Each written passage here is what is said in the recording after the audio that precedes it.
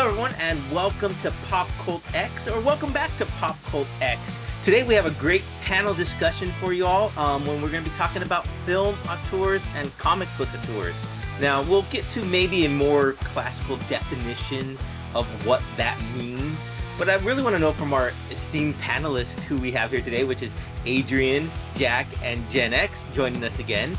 I really want to know what that means to them as opposed to what the classical definition of it is. And I also really want to know who their favorite auteurs are in both the film and comic book realms. But before we get into that, I have a quick question for you guys.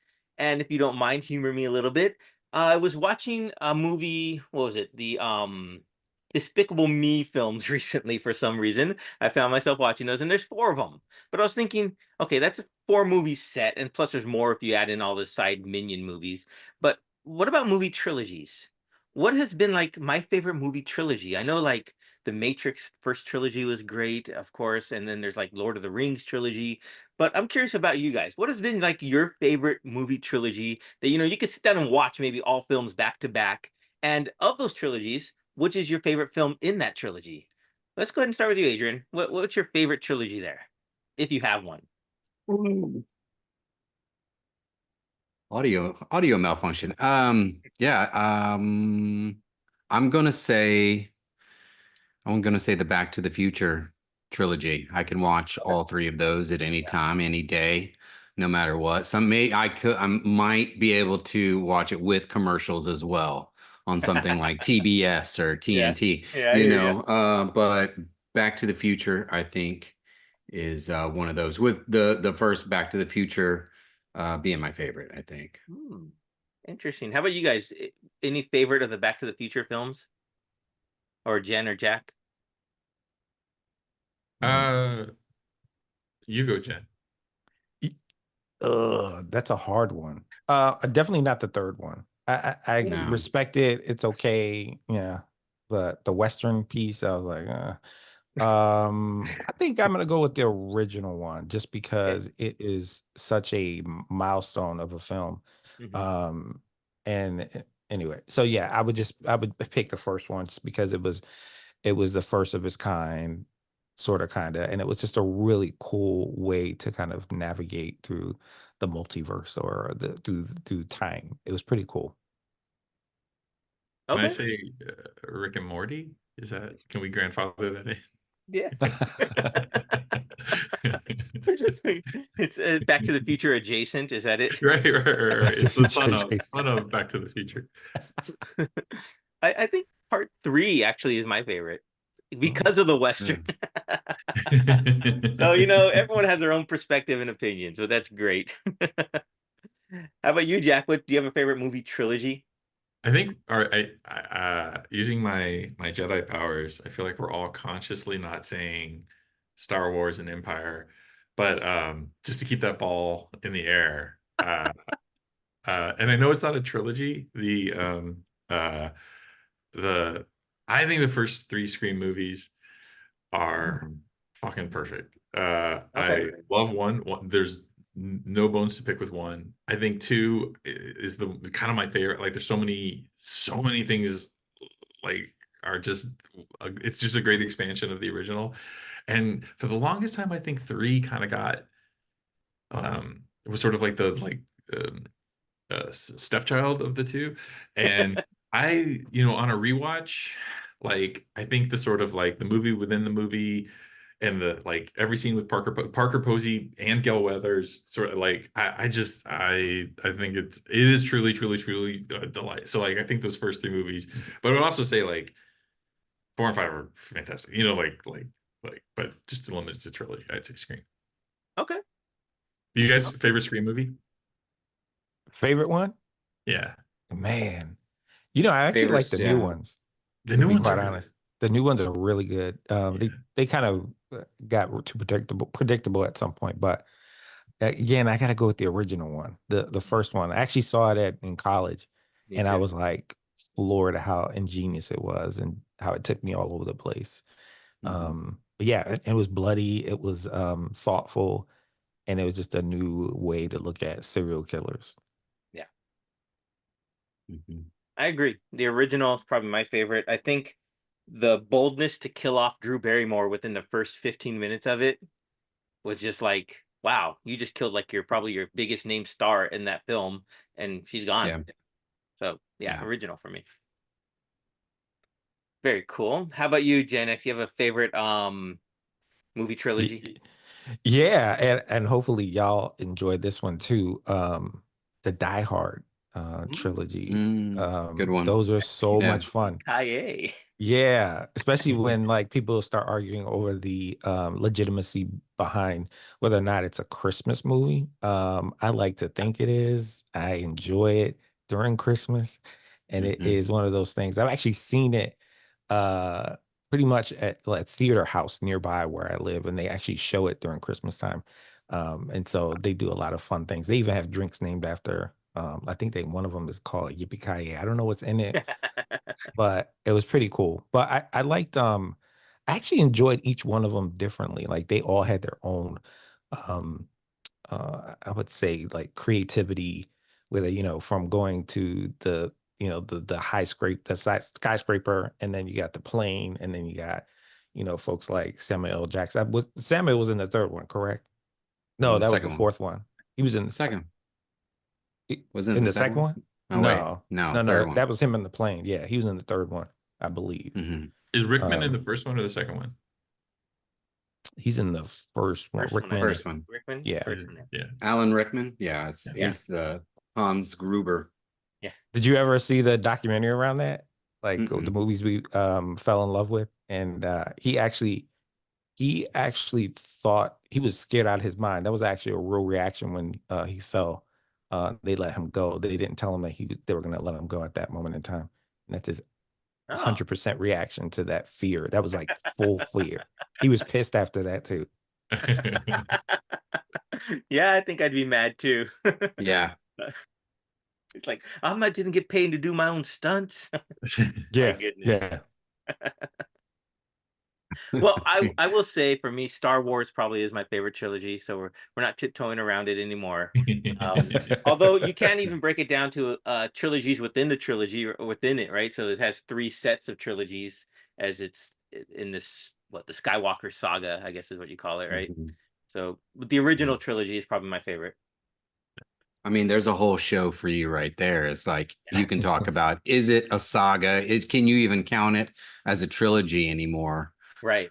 Right. With so many movies behind it, so many TV shows, like it's beyond trilogy. When we were younger, yes, that was a fact. It started as a trilogy, but now can you put it in a long list of trilogies?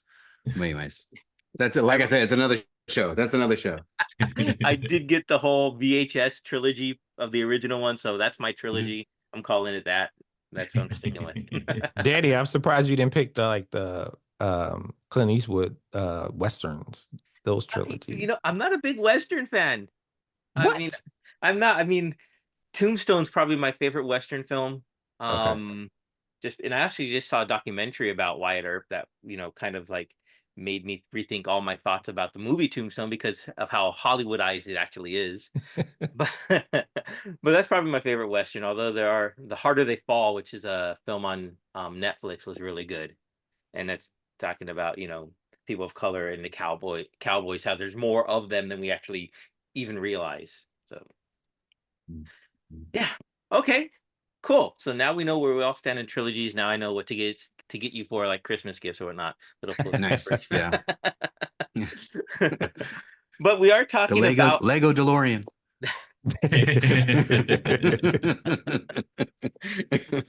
Oh wait, probably cost more. Can I tell a little? Yeah. So I live in Los Angeles, and Mhm. I was like walking just in a neighborhood in Silver Lake, and the DeLorean, like with everything, like with the like flex capacitor, right, with all decked out, was just parked in front of somebody's house. And because it's LA, you never know, like, oh, is this a reproduction or is this like one of the so I never found out, but it was cool to see. I did see a DeLorean like that in a Target parking lot up here in Las Vegas, and I saw the Oh. owner, and I was asking him about it, and he's made it like movie replica, but where the Mister where they put the trash in or Mr. whatever, Fusion. Mr. Fusion, thank you. He turned it into a popcorn maker. So he would Oh, take it that's to like awesome. drive-ins or something, pop the trunk, and it'd be the popcorn maker. So I thought that was really cool. Dude, that's so genius. Yeah, that's nice. Well, since we're on the topic of films and we are talking about films today, auteurs in films to be more exact, let's go ahead and get started in that topic if you guys don't mind, because that's what we're here for. Of course, auteurs is what's the French word for author, and it's where filmmakers have their personal influence and artistic control over the whole movie, or so much significance that they are regarded as the author of the film. So that's like the classic definition of auteurs, and it's started mainly with like the French film scene. But like I said at the beginning, we're not really gonna get into like the more collegiate version of what it means. I'd rather prefer to hear what it means to you guys, and how it makes you feel when you see these people create these films that they're the auteurs of. So first off, let's go ahead and just go around the circle and just say maybe what it means to you and who some of your favorite directors are. Feel free, anyone who wants to take it away. I'll pick someone then. Let's I'll go ahead. I'll go ahead and go. I'll say that Quentin Tarantino is probably one of my favorites. Mhm. Um, I have seen when I was younger, I saw Pulp Fiction in the theater and then followed it through the dollar cinema as well. Uh, and throughout my summer, I think that was what 1993, 94 or something like that. When Pulp Fiction came out. And then I dove into any and everything that he kind of had his hands on and when they came out in the future. And then it really just means consistency. And there's a type of vibe that goes with each one, each auteur that's out there. But the Quentin Tarantino, you have great dialogue, cool dialogue, great music. Mhm. Um, people's fashion, the wardrobe in there. And I feel like he has his hands in a lot of that, and he has the final say.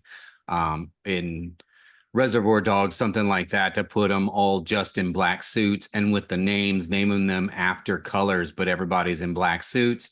There's a little bit of poetry behind a lot of that. And then most of those guys, spoiler alert, are just covered in their own blood or somebody else's blood, so they all become Mr. Red, black, and white, by the end of it. So there's just little things like that I am a huge fan of, and I've seen his movies multiple times.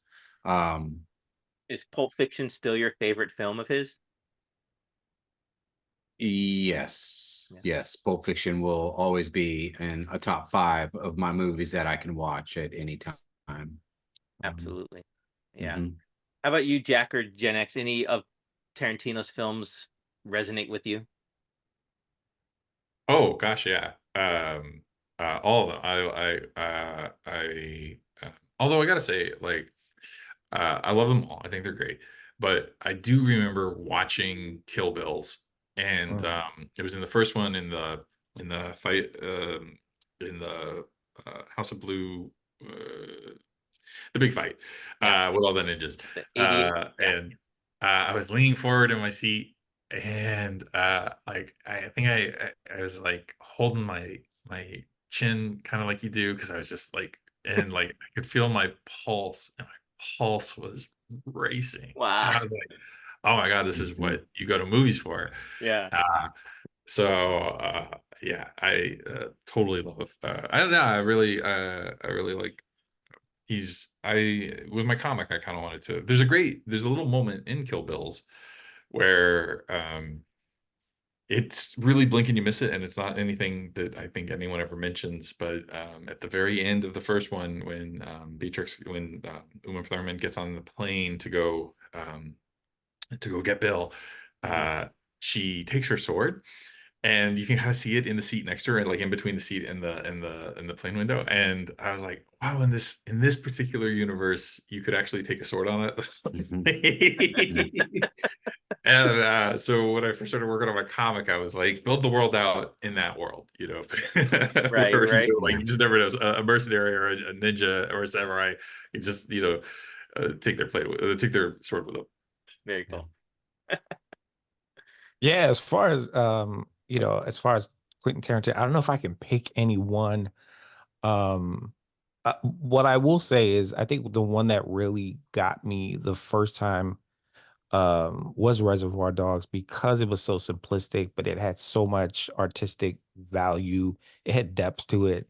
And then the twists and turns, and then the time displacement, and just how he just took you from beginning to middle to end, and then back to the beginning, and all the loops in between. And that's just who he is. And I think about his ADHD. Like that, to me, that whole movie is about ADHD. Yeah. Like completely, someone told him, here's some money, I'm gonna let you loose. Or he just said, F it, I'm just gonna do it myself in the way that I know how. And so, I could imagine his editor was not, well, hopefully they were good friends by the end of it, but it probably was the most manic thing that he put together. As one of his first films, right? So, Right. for me, someone who loves movies, to see that type of creativity, just really making me think, made me want to see things differently. He reminded me, Spike Lee does that to me too in certain movies as well. Like there's just something that captures, for me, when I think about an auteur, is someone who is literally in control of everything, Mm-hmm. and even themselves. And we see that possibly as them being out of control. But we're just folks who are just enjoying the film, enjoying the artistry behind it, and we just don't get it 100%. We just know that they're either mad, or they're geniuses, or all of the above. Yeah. But he's out there for sure, and I love it. I'm there for it. But yeah, Reservoir Dogs, I can go on and on. I mean, for me, even like the even like the smaller ones, the blaxploitation movies, there's some interesting things with Rudy Pam Ray Grier. Moore. Yeah, Rudy Ray Moore. There's a whole bunch of a slew of stuff there, and his material is just very unique. The Kill Bill, I agree with you, Jack. Kill Bill, I was hooked because I am like a kung fu fan. I'm a Bruce Lee fan. So when he put her in that yellow suit and she was kicking ass, I was just done. I said, bro, you got a fan for life. But yeah, the pretty amazing director. Yeah. I think for me, Inglorious Bastards is probably my favorite, just because of the whole World War II. I like the revisionary history themes that he visits from time to time, and just the opening sequence of that film in the little cottage is just the intensity. It's just, you know, it's it's almost too much. It's like watching it because Yeah. where they're hiding at, and it's just wow. And then of course his casting choices and who he writes the parts for, it's just sublime. So yeah, Tarantino is very much up there for me. He knows how to get you right in the throat, that anxiety kind of feeling, especially in Inglorious Bastards, where um, it's, every scene I feel is like that. You have no idea, like, oh my God, is this person about to die? Who's Yeah. about to blow up? Yeah. Somebody is going to take a bullet, or something like that. So, yeah, I know exactly. And I love that feeling. It's so weird how it's like, oh, we need apps and therapy to help us with our anxiety. But then we watch movies like Inglorious Bastards at 11:30 at night before we go to bed. Just taking in every scene is nothing but anxiety driven. Yeah.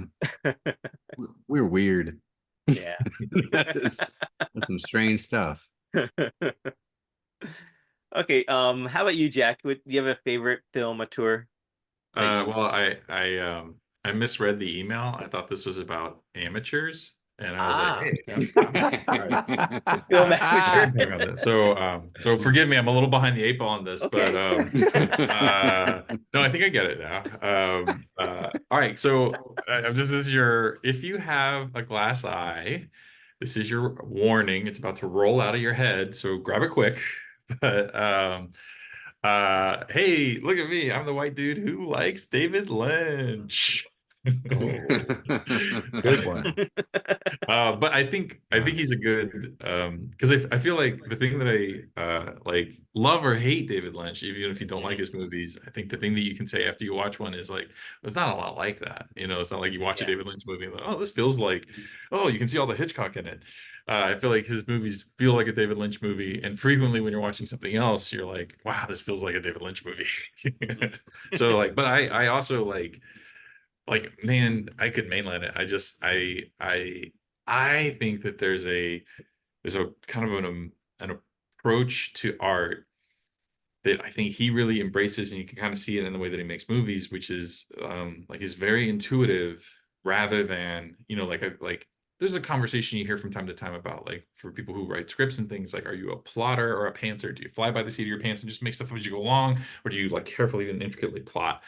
And I think like Lynch is this sort of like he's a process like completely divorced from either of those, which is just sort of like, hey, I'm gonna make a lot of emotionally resonant kind of symbolic images, and you're going to have your response to them, which may not be my intention and may not be the same response as the person sitting in the seat next to you, but like I'm just going to throw it up there and it's a Rorschach, and everybody kind of like, you know, they respond to it how they respond. And like I, as a guy who's very controlled in my work, love the kind of like just the free form, like the dreaminess of that. Oh, it's amazing.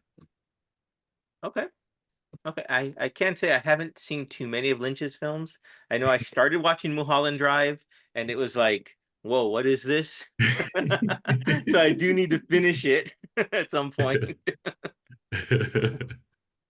But yeah, I can totally see how, especially what you said, that when people see his film, you know it's a David Lynch work, and then you can see other people comparing other people's work to David Lynch. Oh, it's David Lynch-esque. I could totally see that. He does have a very unique perspective on things, so that is a great choice.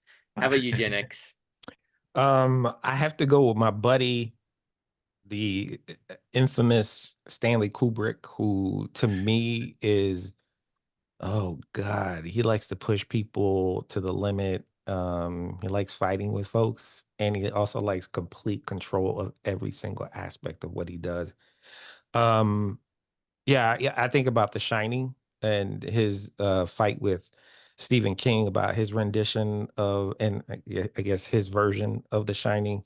2001 Space Odyssey, like that's one of my favorite movies. That was insane.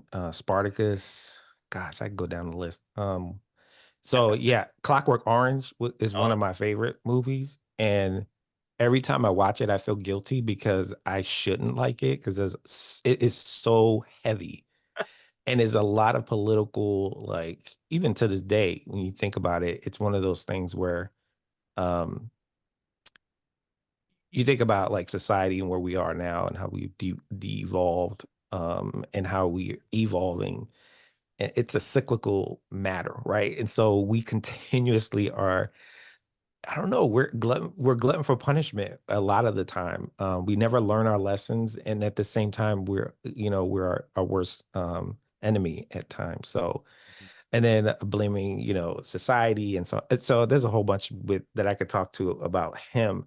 Um, but his movies are iconic. I mean, just when you see a Kubrick movie, you know exactly what it is. You know his stylistics. You know the camera angles. I think about like Full Metal Jacket. I mean, the first 20 minutes, I think I was like, holy shit, like what's gonna happen for the rest of the movie?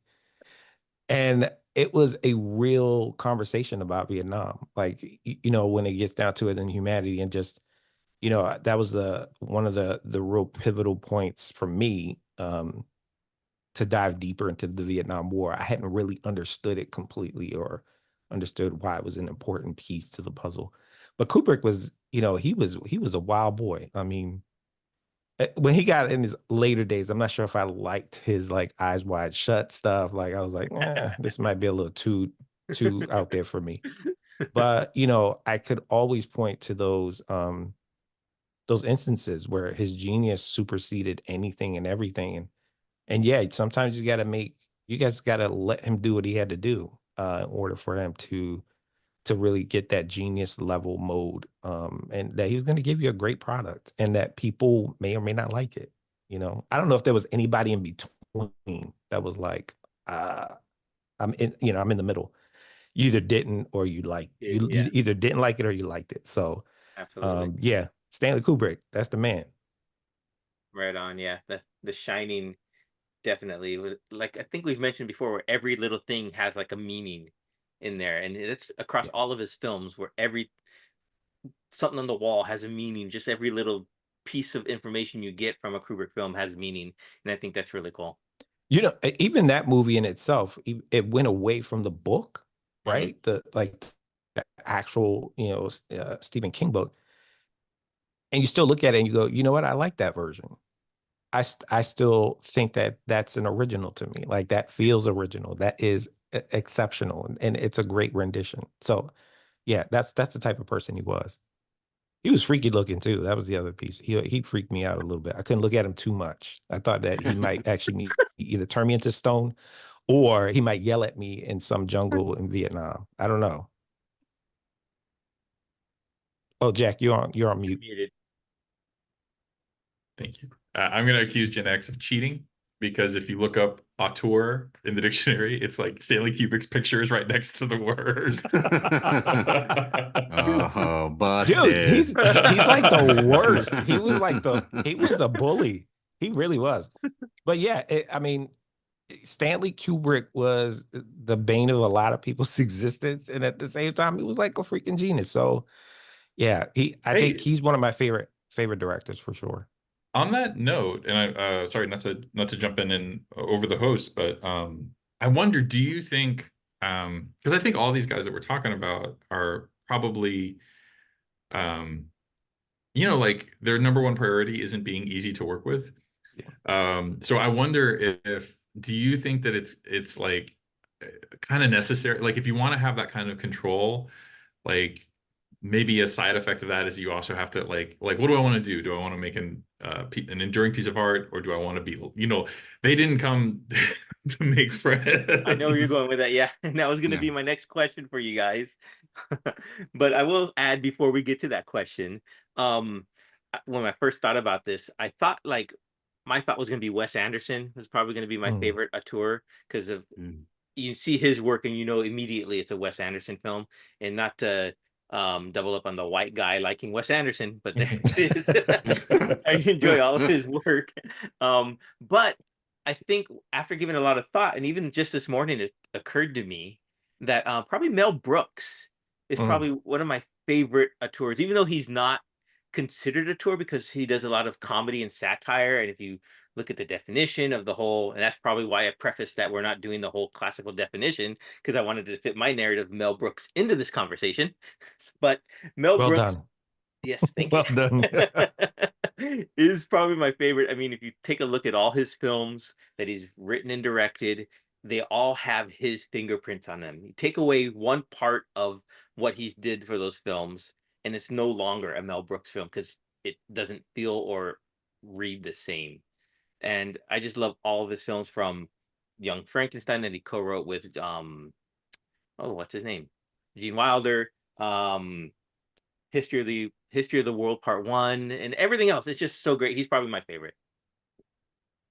So, that being said, Oh a wait, little wait, bit. wait. Which is your favorite? Which is your favorite Mel Brooks movie? Oh, goodness. Mm. That's a tough one. It varies depending upon my mood. I like Blazing Saddles, Young Frankenstein, Spaceballs.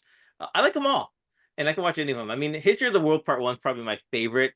The sequel that they made in that TV series didn't have the same feel, even though he was included in it, but it didn't have that same, you know, you could tell it's a Mel Brooks production. But I mean, I also like The Producers. That was so Mm. well done as well. Oh So yeah. it's so hard to say which one's my favorite. It changes, like I said, day to day. How about you guys? You guys have any favorite Mel Brooks films? Are you a fan of his? Yeah, Spaceballs. Yeah. I mean, it was a parody. It's the epitome of parodies Yeah. out there. I think it's the number one parody. It if there was an award for it to, you know, they'd win tomorrow. For best parody. It's just he did everything in that one. Yeah. as close to the line as he could, without getting sued or I'm sure that him and George Lucas had some cigars and whiskey over the whole thing and was like, hey, I want to do this. And you just let Mel Brooks do what Mel Brooks does, and that is just make you smile and laugh silently and hurt your stomach when you're kind of laughing so hard by the end of it. But I love that they told Mel Brooks for Spaceballs that he couldn't do any marketing or TV or t-shirts and lunch boxes. So that's why that one small shop scene is in there. Yeah. He was like, but you didn't say I couldn't talk about it. I couldn't talk about it and be fake and all this. I don't know. Yeah, I love Spaceballs quite a bit. That's a cool fact. I didn't know that. That's a cool fact to know. Very cool. So what you were hinting at there, I think, Jack, a little bit was the pros and cons of a tourism, right? So is it better to give one person that much control over that project, or should it be divided amongst many creative people who bring in their own perspectives to a film or whatnot? So just real quick, what do you guys think? Pros or cons? Is it for just films for right now? We'll get to comic books in a bit, but just for films, do you think pros, cons? Which way would you, if you were producing a film, which way would you like to have it? Let's put it that way. Well, this is interesting because like during the strikes, this was a thing that was popping up. One of the sort of the points that they were debating was like they wanted to sort of have a mandatory this many writers in the writers room, like you just to make sure that, and I think the prompt behind that is like, oh, you want to have as many people working as possible.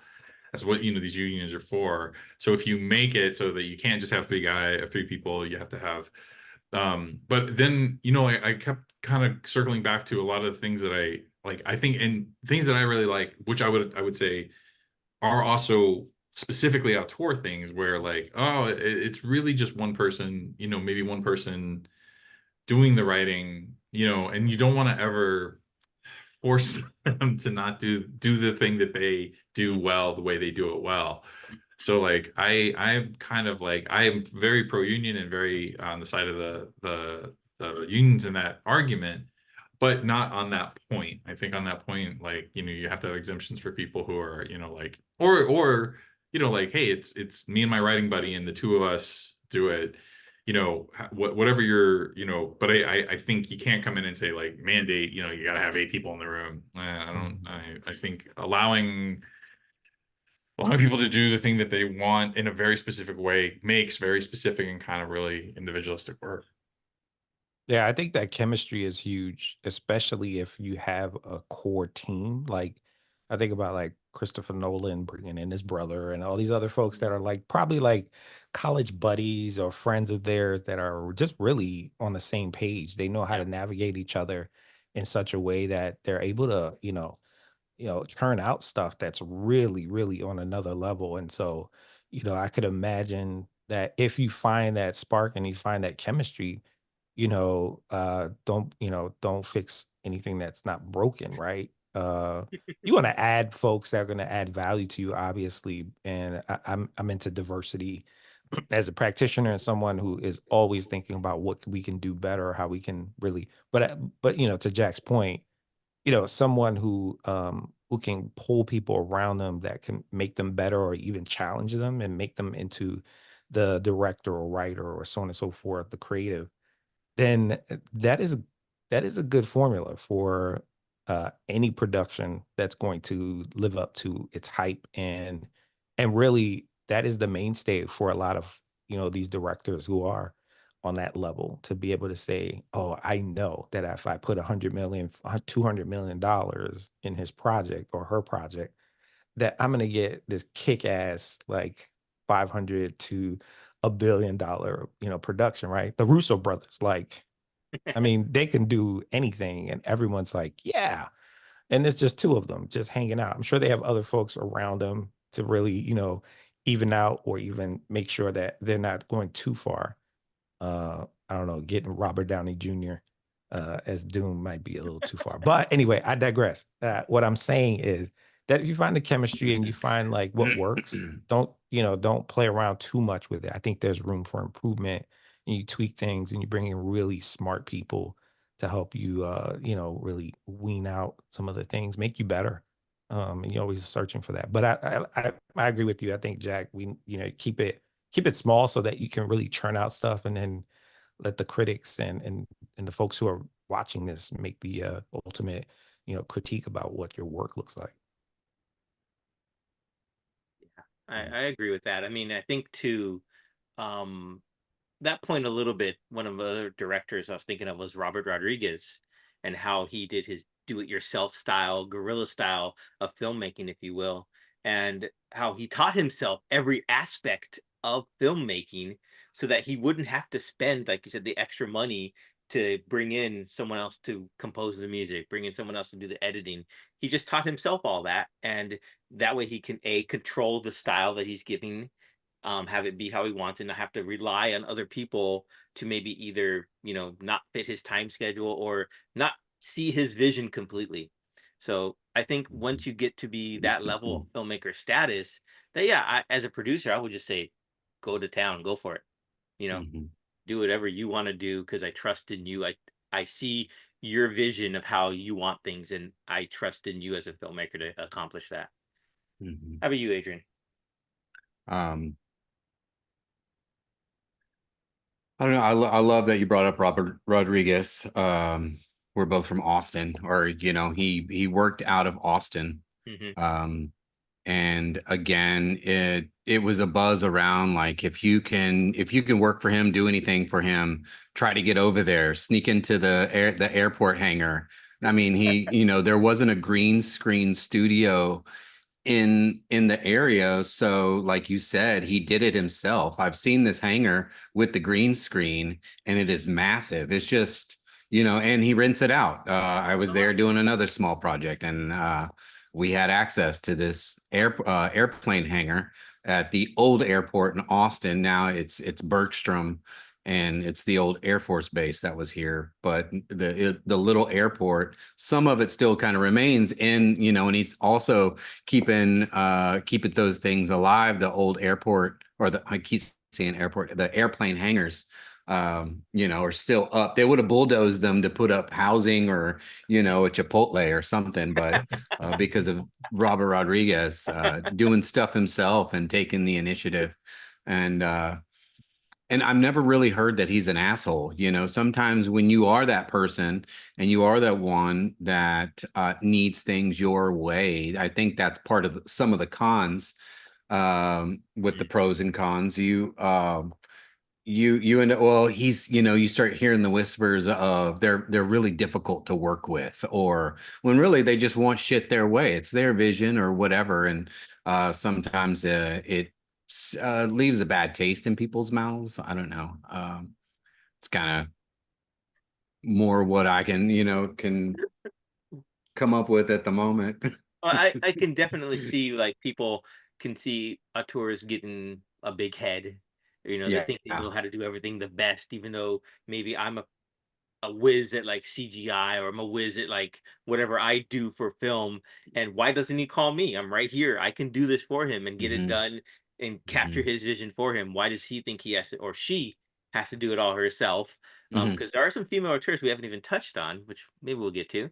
Um, but yeah, I can totally see that, and that is a Hmm. definite con, I guess, as you said, of the perceived megalomaniac, maybe, of the auteur world, for Do we sure. see that? Do we see that much of the being an asshole with some of the females? Like, I don't know. I can think of like Sofia Coppola, being an amazing director for. So I mean, I can only name maybe two films that I've seen of hers that I absolutely love.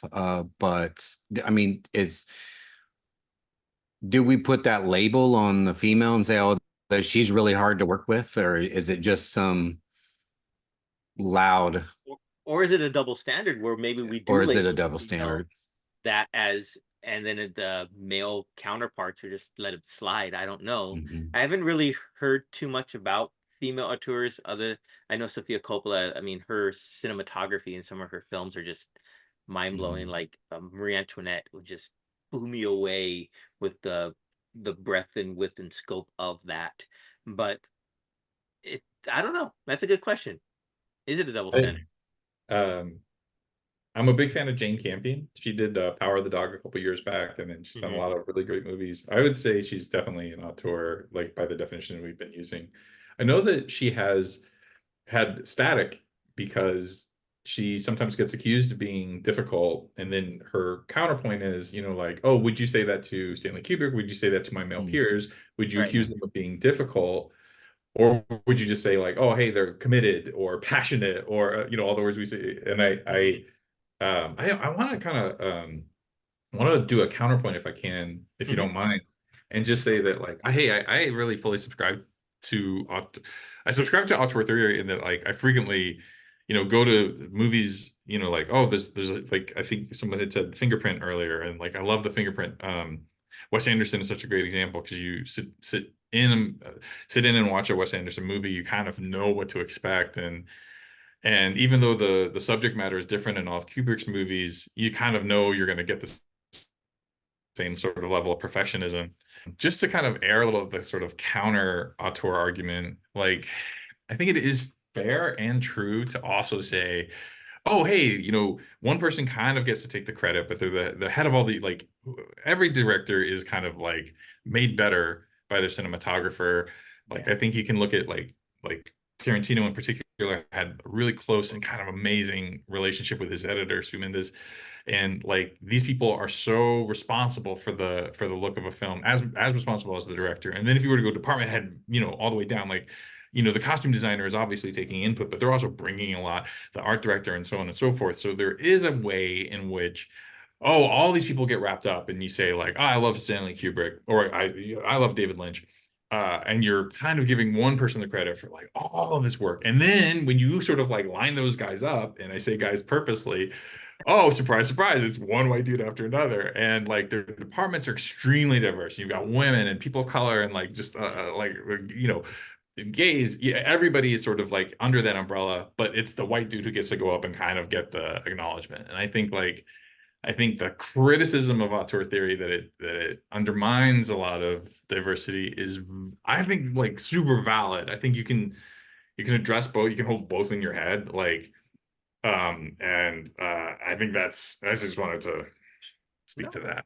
That's very Especially because valid. we were talking about women. That's very true. I mean, that's the figurehead, and that's who we anoint, right? Yeah. As being the whole visionary of it, when they do have all those people down the line who help propel the film to the status of which we hold it. Absolutely. Yeah, the only thing I would add to it, even to that, I guess the title of auteur is that sometimes you can actually find folks who are knee deep or waist deep into their like style, but then something happens. Like let's say they're difficult to work with, or they're blackball or blacklisted in some way, and they change things about their style to amplify. Like I am that good, right? And so I think of folks like, I don't know, like Spike Lee. Like he's done mainstream movies, but if you look at his earlier work, they're very artistic and like kind of grassrootsy, right? And then he finds his own way, his own style, and then he does like a few mainstream movies, and nobody knows it's actually him directing it, right? Or these other folks that are in production. I think about Ava DuVernay, right? Like she's done a lot of documentaries. She's, best friends with, Oprah Winfrey, so that doesn't hurt either.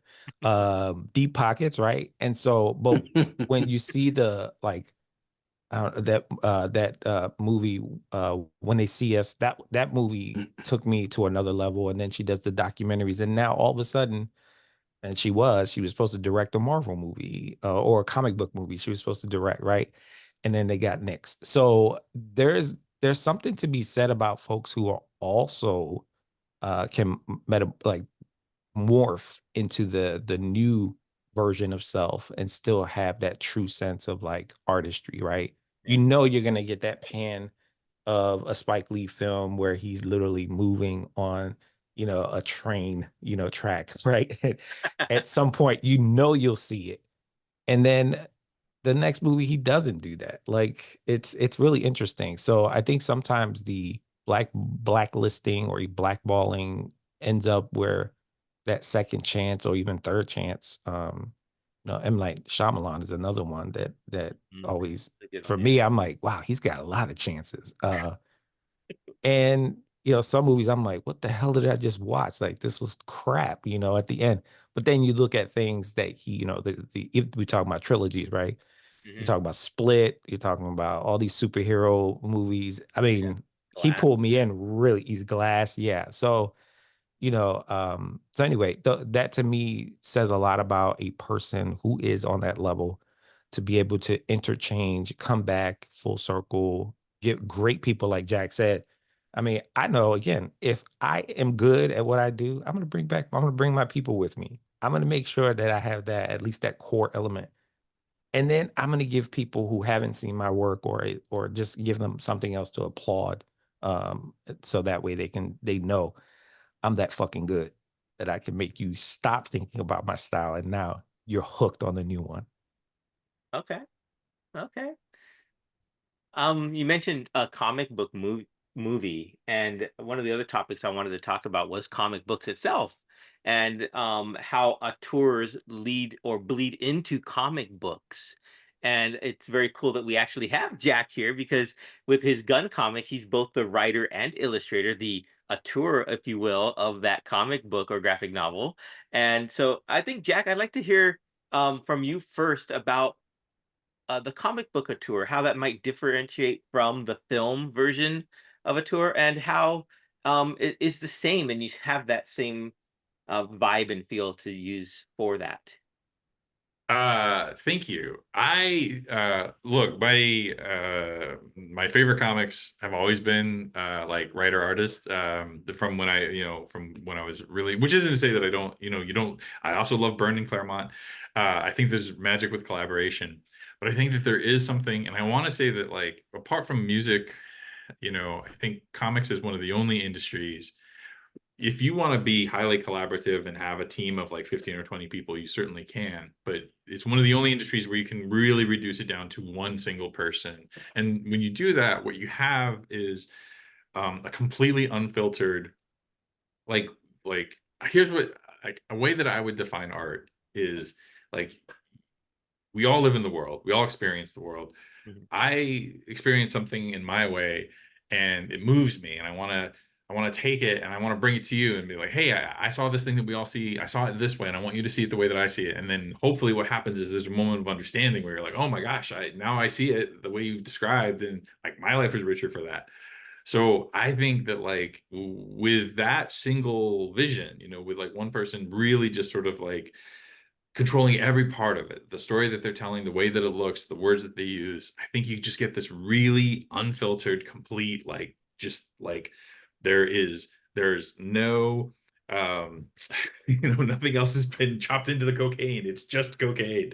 And I think I think when it's the most effective, you really feel like, oh wow, I really feel this person's, I really get what they were saying. I really feel what they were trying to convey. And I think, like, when you, like, to take it back to like highly collaborative artists, like writers who just always pair with a great artist, and like, it isn't to say that the union of what they both bring to it doesn't make also something, but it, like, they're just two different things. And I think that, like, it's okay to like all of it, like, no one has, it's not like, oh, I only like DC or Marvel. You're allowed to like all of it. But I think, like, for me personally, I'm always kind of a little extra intrigued by that. And I think, like, just to name some, like, I think, like, Mignola and Hellboy, and I know that, like, later he worked with other collaborators, get tired of drawing, and Dave Simmons, Cerebus, like, Bill Sienkiewicz is obviously famous for working on the New Mutants and stuff, but he did Straight Toasters, which is his own work. Dave McKean, who's famous for working with Neil Gaiman, he's also done Cages in his own work. And especially with these kinds of artists where you can see what they bring to somebody else's ideas, but then you see, like, oh, if you take off all the training wheels and all the, like, speed governors and you just let them, like, go to town, it's truly, it's just brilliant to see what they create. So I think that I think the word auteur so applies for comics, and even a very like a Kubrick, where he's really controlling every aspect of the film. Nothing is not considered. He's still working with like 100 and 200 people, and then like the actors are interpreting it, and you just have so much, so much other influence. So I think like occasionally in music you'll have somebody who's like, it's just them and a guitar, but for the most part, like I think like a lot of art is collaborative, except this one little area where you can kind of get just like, yeah, ahead of the real thing. Absolutely. How about Adrian or Genx? Any of you guys favorite comic book auteurs or thoughts on that theory of, I guess? Yeah, I mean, the first person that I thought of when you posed this was Frank Miller, and just I don't know if I'm not saying that he's the only one, but in my time, someone who can actually be influential in the indie space, doing 300, Sin City, Yeah. and then be a director for those movies and like see it through, like literally panel by panel. Like that's basically what you saw in the movie version, right? It's basically his comic book, The Dark Knight Returns, stuff like that. He is an ornery control freak, and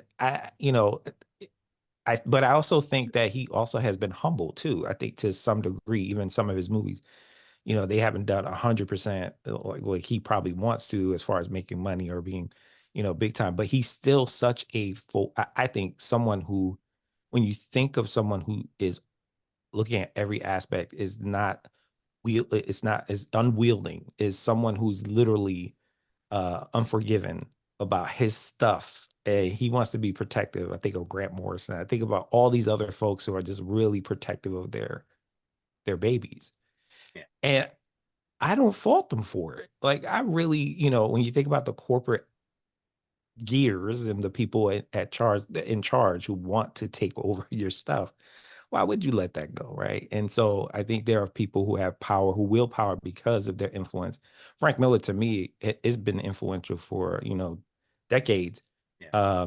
and it is because he doesn't let it go, and he literally is that. He is literally the epitome of that ornery old man in the corner who is like, you don't know what you're talking about. I'm going to do it my way. Rawr, right? And he's just whatever, right? But he's also the old man who gives wisdom. And again, I think he's been able to capitalize on finally, in his older age on his stuff, which is pretty kick-ass. I mean, some people they have to die before they become really, really famous. And he's done it during his lifetime. True. True. I think Frank Miller is one of the ones that I thought of when I first thought of this question, was that, and it also led into film, like you mentioned, with like 300 with Zack Snyder, and then Sin City, of course, with Robert Rodriguez. So yeah, he's one of the ones that I definitely thought of. He How about you, found the Adrian? form.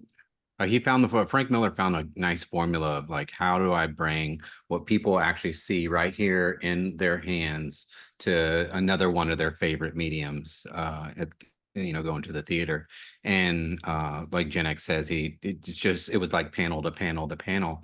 And I enjoyed that. I do enjoy a good movie that's not straight off the comic book pages, but that was that isn't a really amazing feat that he was able to take that and find people to again work with him, like Snyder and Rodriguez, to make those movies like 300 look just like the pages of the comic book, and flow like the comic book, out without adding characters, without adding all the fluff and everything, just doing it like Frank Miller intended when you're seeing that, in no matter what format. And I love that part of it. So Frank Miller was actually one of the ones that I thought of as well. But the first one I thought of was Todd McFarlane.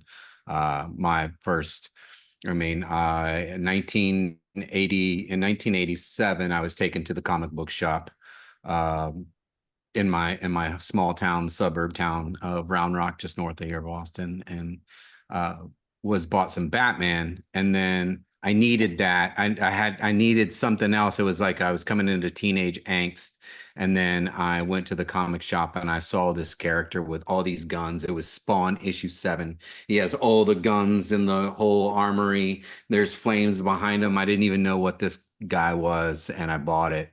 And that wasn't like my first. That was probably a few years later, probably about 92, 93, when that was coming out. And I had been following him ever since. And he had been kind of a not just a comic book idol of mine growing up, but it was more of a businessman too. So he's also in charge of his business, and the business decisions were very public at the time.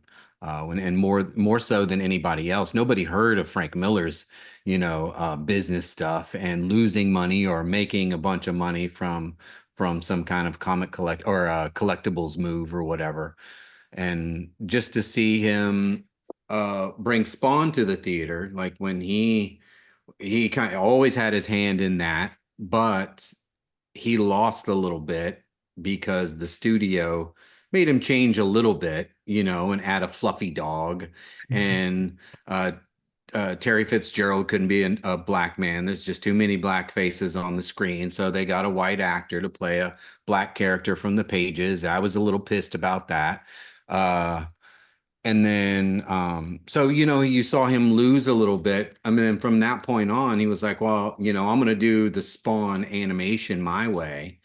I'm going to find the right team to do it. And he went overseas and found, I forget what studio did it, but he made the Spawn HBO animated series, like the comic book kind of thing. And I think that was the part where he was, like, I have to have Spawn be done my way. That's why we haven't seen a Spawn film or in any other, on any kind of screen in years. And I want to say decades now. Finally King Spawn is off the ground. He's got Jason Blum from Blumhouse hoping to keep it spooky and scary. So, he's just kind of always in there. Again, I don't know who his team is. I don't know, who he has working for him in certain places from the toy aspect, but they make great moves. He's found people to make great moves on the action figure line. I go to Target and I see his name next to DC and, a beautifully boxed action figure, well sculpted, no corners cut kind of thing. He's always there. And I think that he was just I think he's a perfect example for this type of topic. And I know it, I was there not from his very beginning, but the beginning of Image and Spawn and stuff like that until this very day. So I can only speak of that. And Genx and I spoke earlier. I was like, I didn't come up on Kirby, so I can't say, but he's a legend. People say he's a legend, so I'm going to go ahead and just say agree. Yes, the man was a legend. I might only have three or four books in my collection that Kirby had a hand in, but he didn't get where he is today, even in his passing, and that he's still considered a legend by being some kind of softy that kind of shuffled his feet and maybe got lucky. I bet you he was a bullheaded, stubborn asshole sometimes when it came to his work. Or maybe he wasn't. Or maybe he was a sweet talker businessman. I still don't know. I need to know. If you have a documentary for me to watch about Kirby, I'm all about it. But, Stan Lee as well, we all love him. He's a nice old man, great cameos and stuff like that. And I think that's how he really wanted to be noticed, that he was fun and really wanted to be in every single thing in a fun way. But I bet you he if you didn't do things the right way, or if you weren't part of, you weren't pulling your weight on his team, I bet you he'd have a couple of words with you, Yeah. More than a couple. More than a couple. You'd More be there than at a least couple. 5 hours listening to old man Stan Lee telling you how it used to be in his day, and Mhm. you'd be sitting there all day. But again, that's a great example. I think McFarlane is he in the 90s, and even right before that, he turns into this entrepreneur that no one's ever seen. And I think Mhm. that is the tale of the tape of the 90s with this crew. You know, Funny. all of them bowed down to him because he was the one running the ship. He was the one talking. He was a master Stan Lee-esque in a way, you know. And you think about Stan Lee. Stan Lee didn't, he had power, but he didn't have ultimate power. Whereas McFarlane was calling the shots, even with his friends who were also part of the indie network, right? So I think that's a great choice too, Adrian. I think that you know, McFarlane, even to this day, is still, well, he's gonna be Frank Miller at some point, that ornery old man in the corner, telling you all his stories. And we're He's here getting for there. it. Like, I'm gonna be honest with you, like, we got video of him just killing people. I mean, left and right. He's just destroying folks. I've seen people who interview him, who are great interviewers, get destroyed by him because he's like, "Da, da, da, da, da, da, da, da, da, da," and you just can't keep up, right? So, Mhm. you know what? We just talked about this earlier. I think he has ADHD for sure as well. So maybe there's some underlining thing there. You need to get that That's a checked whole out. separate Yeah, episode yeah. right there of like how ADHD affects, you know, Yeah, we filmmakers, need a comic book research team. artists. Yeah, there you go. Let's get a research team to You go need a over that. disclaimer at the bottom of the screen that we are not doctors at all. This is Right, purely that's a good one. speculation. Just opinion. And for entertainment purposes only. No, entertainment purposes only. Yeah. Allegedly. Allegedly. There you go. I'm glad you brought up Frank Miller, who is, like, I think, like you said, perfect example. But I also think he clarifies the point in a different way. All right, let me just umbrella statement. He's a genius, and we all love The Dark Knight. Like, we all love so much of his work. He's had an amazing career. He's a genius, and there's no slamming Frank Miller. And also, all art is subjective. You know, mileage varies. Everyone has their taste. So I'm just gonna, speaking from my taste personally, if I was because we have a lot of examples where he, like, I think Daredevil, you know, we have, you know, he worked on his own stuff, and then often he did writing or art. Who doesn't want to have Frank Miller be their writer? No one. If I was on Daredevil and you were like, hey, guess what? You got Daredevil. Yes, I'm stoked. Your artist is Frank Miller. Oh, okay. And is I look, the guy is fantastic, and like, I think a lot of people really love his style, and I do and I don't. But I think when you read the Dark Knight in particular, I feel like nobody else could have illustrated that. Like nobody else could have made it what it was. And even though I don't always like Frank Miller's art in isolation, I think when you see him doing the art behind his own work, like, it brings his art up to a different level. Like, it really elevates it in a different way. And also, the way you interpret it is a little different. And I think this is true of 300. I think this is true of just about everything, which is not to say, you know, the stuff where he was only writing, or only doing the art chores isn't up to isn't as good as. It's just that, like, that thing about when you are your unfiltered expression of what you're doing. I think, like, that is such a perfect example, because he he really, like, knocks the ball way the fuck out of the park when it's him.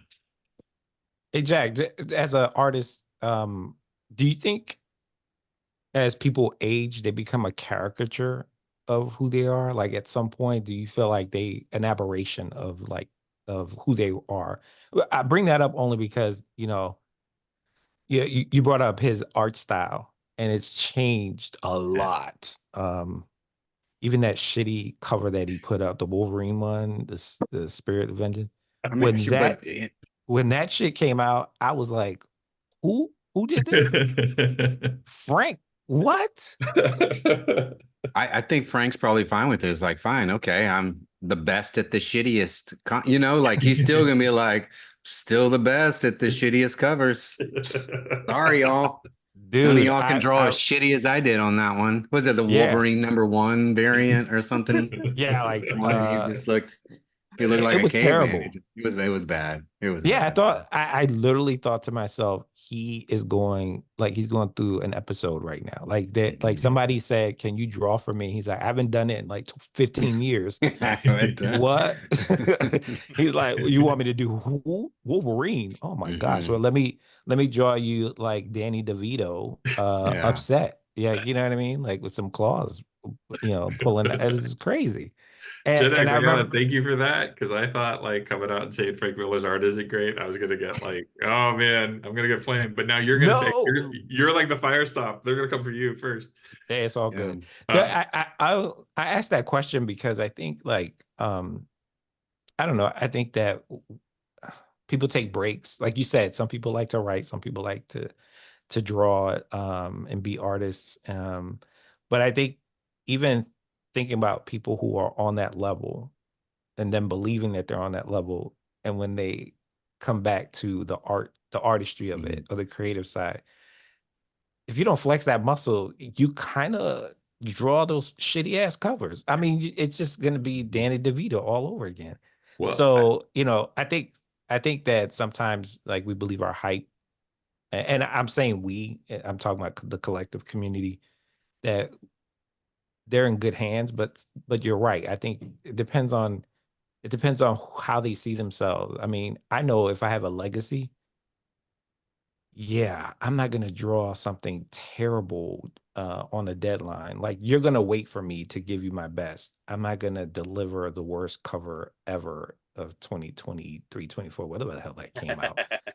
Um, but yeah, yeah, I mean, to this day, I I hate that one. Like no, I'm I upset. completely, I feel you. And I also think like, I think two things. I think like one thing is, I do think that of the two tasks, writing is a lot.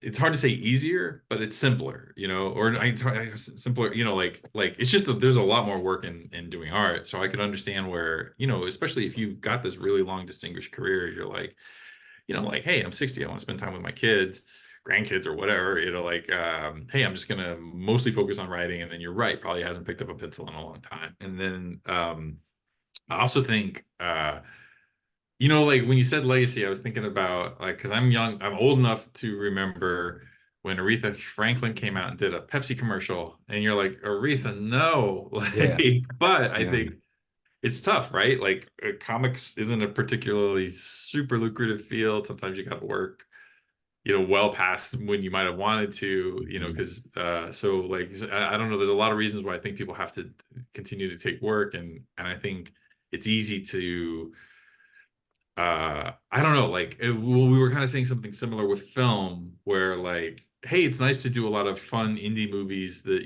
make $2 or $3 million, but if you want a sustained career, you're going to eventually have to do stuff that reaches a wider audience. And then with that comes a lot of like, hey, like I think a thing we haven't really talked about a lot is like, like Marvel or the Star Wars movies, where I think like I can think of several instances in Star Wars, Rogue One, which is a movie that I love.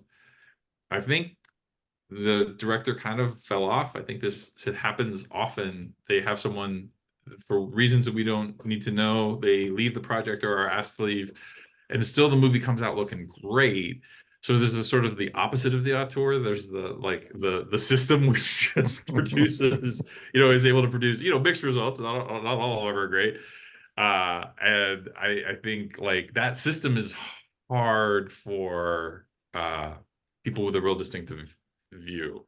yeah. I think it can really mash, it can grind that down. Okay. So the Zack Snyder cut is your favorite, then? That's what you're saying. I wasn't even going to get into that stuff. Well, all right, but it is, right? Like of the two, the Snyder cut is way better than the other one. So like just stick to your guns. Like the guy you hired, let him do it. I mean, I Yeah. will say I think Rogue One is fantastic. So whatever they needed to do to intercede and make it better, I kind of trust their judgment on that as well. But I didn't know that Gareth Edwards was taken off the project. He's you know what? I involved. might be wrong, but I thought he wasn't he? Wasn't he? I'm not sure. I have to look that up. Or am I I know thinking Rogue of One is Solo? probably I like might my be. favorite Star Wars, non-Star Wars saga film is probably Rogue You know what? One. I'm gonna get you labeled for fake news. Let me double check. Talk it out of my ass. Put it in the comments, y'all. Tell Jack. Tell him. Join the conversation. Jack is wrong. He's right. No, he's wrong.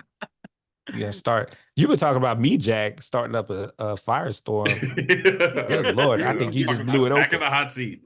Yeah. Can't stay out of trouble. Well, I want to wrap up this conversation with one last question for you guys. And it doesn't have to be in depth, just maybe off the top of your head.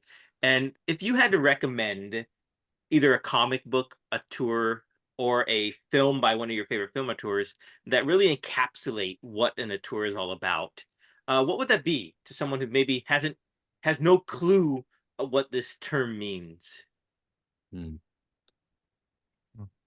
I would recommend the set of from Ed Brubaker and Sean Phillips, Fatale. And it's like 16 books, I think, something like that. And it is it's just a great noir, kind of pulp noir, with a little bit of fantasy, kind of what is it, like Cthulhu, Lovecraft, is that right? H.P. Lovecraft, kind of stuff going on as well. And it's great. And once you get hooked on something like that, that's kind of based, like, is this based in the 40s? Is this modern day? And like, it kind of brings you through a long timeline from this one character.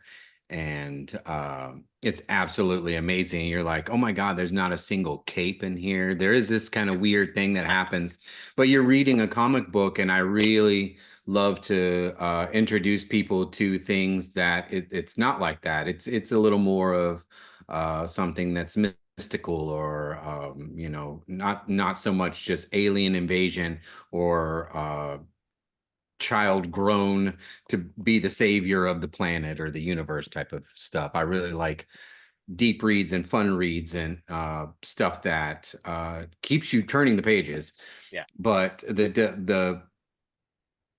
the story of Fatale will lead you, like, I want to see what, and Ed Brubaker and Sean Phillips are doing a lot of things, Kill or Be Killed and Criminal, and so many out there that are amazing, and you can kind of have like, oh wow, this team really knows what they do well, and it's kind of this pulp noir, blue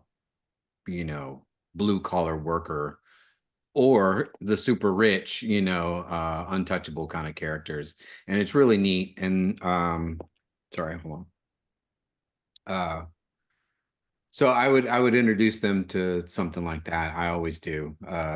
You ask me, and I'll do Ed Brubaker, Sean Phillips team up all day when it comes to reading comics. Jack, any film or comic book that you'd recommend to someone? I'm gonna go with a comic, but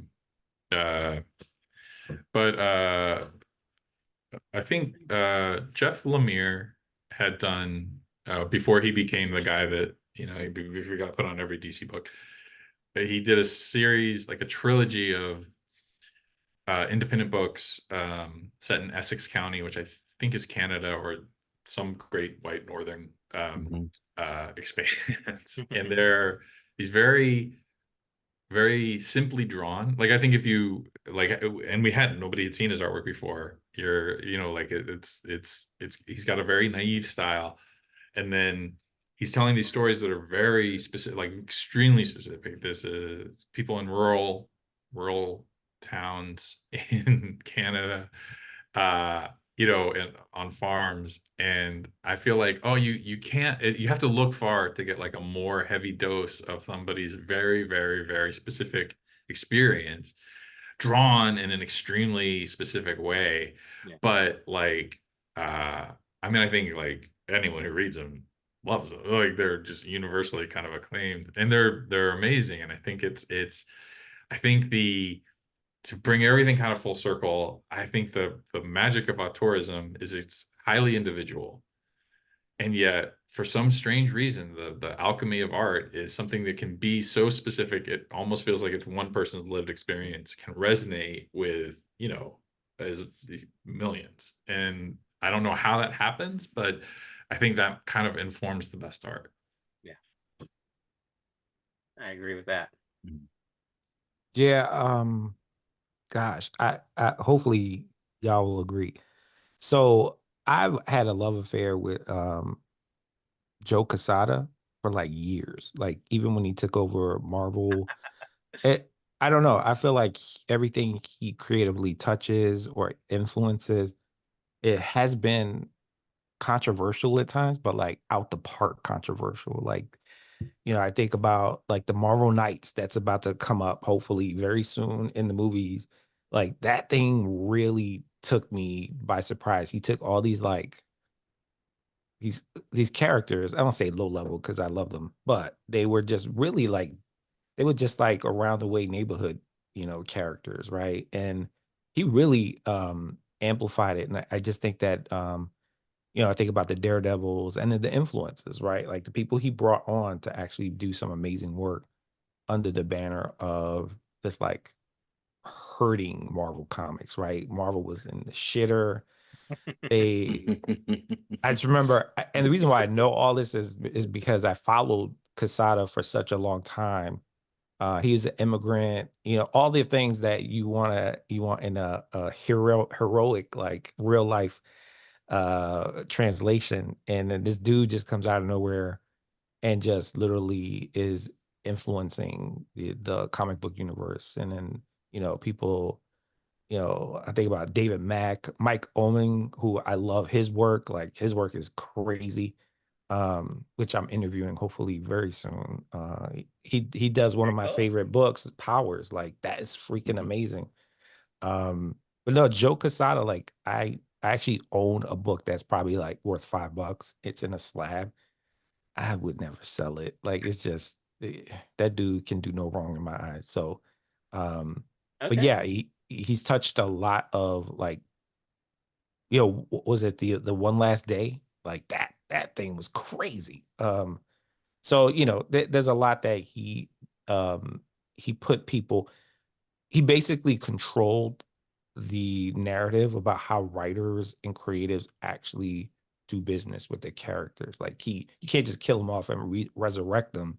Like you got to have a reason why, and if not, leave them dead. Or Mephisto maybe can do some hocus pocus, right?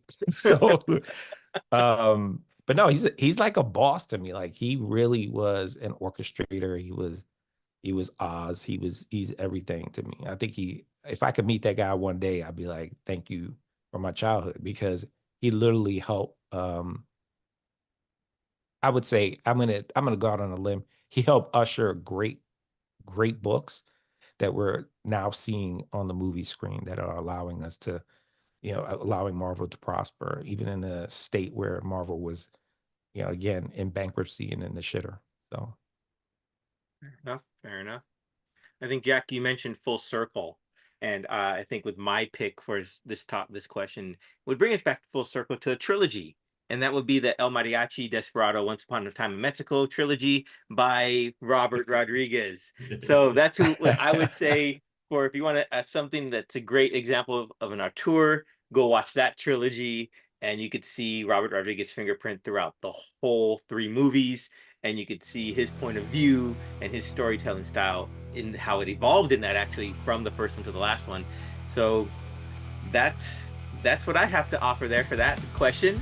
And I want to thank you guys for jumping on board with me with this question. I know it's not a typical question we would normally, spend a whole hour and a half talking about, but we did.